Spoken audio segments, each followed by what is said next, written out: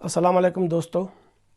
महबूब Ali Kalhoro, Manchester UK, Mac TV platform तां अवांजी ख़िदमत में हाज़िर आहे। अदा अॼु अवांखे असां इहो ॿुधाईंदासीं त हीअ असांजो जेको प्लेटफॉर्म आहे उन तां कहिड़ियूं कहिड़ियूं शयूं अवांखे मिलंदियूं ऐं उन में टॉप प्रायोरिटी जेका आहे असांखे उहा न्यूज़ मीन्स करंट अफेयर्स ते हूंदी, कॉलम्स हूंदियूं ऐं शॉर्ट स्टोरीज़ हूंदियूं, कॉमेडी हूंदी ऐं असांजो हिस्ट्री हूंदी, कल्चरल हिस्ट्री हूंदी, कल्चरल डेज़ हूंदा, लाइव शो हूंदा ऐं मच मोर।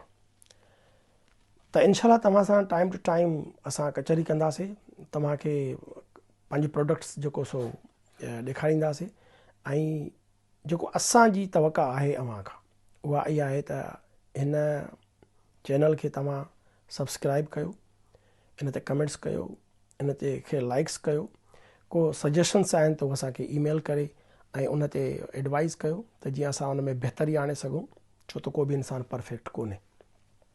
हर इंसान खां ग़लतियूं बि थींदियूं आहिनि ऐं उन मां सिखी करे अॻिते वधंदो आहे। ऐं मूंखे बि उहा ई उमेदु आहे पंहिंजे सिंधी क़ौम मां, पंहिंजे सिंधी भाउरनि मां, पंहिंजे सिंधी शागिर्दनि मां ऐं जेका बि असांजी यंग यूथ आहे उन मां। सो हीअ असांजो चैनल आहे, प्लीज़ इन खे सब्सक्राइब कयो, इन खे लाइक कयो, इन खे शेयर कयो, इन ते कमेंट्स कयो।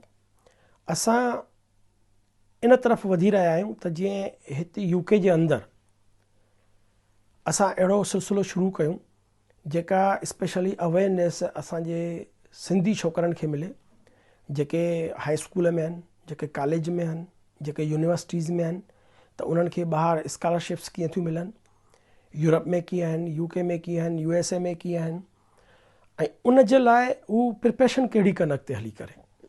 सो इनशाला असां तव्हांखे इहा वक़्तनि ब वक़्तनि प्रोवाइड कंदा रहंदासीं सभिनी शयुनि सां गॾु। ॿियूं जेके बि शयूं हूंदियूं उहे बि तव्हांजे साम्हूं हूंदियूं ऐं तव्हांखे जेकॾहिं का अहिड़ी पर्सनल शइ पुछणी आहे या एडवाइस ॾियणी आहे त उहा तव्हां ईमेल ते असां शेयर करे सघूं था। मां हिकु शेर सां इजाज़त वठंदुसि त दो विढ़ी देमुन में पियो कटकनि में काहे, घड़ा मथा घड़ीअ में विधी लश्कर जा लाहे, सो महबूब कुठो मैदान ते इहा आम ख़बर आहे त ॾेई सुर ॾाहे सूंहं वधाई सिंध जी। अलाह साईं तव्हां ऐं असांजो हामी ऐं सानी रहे। अलाह हाफ़िज़।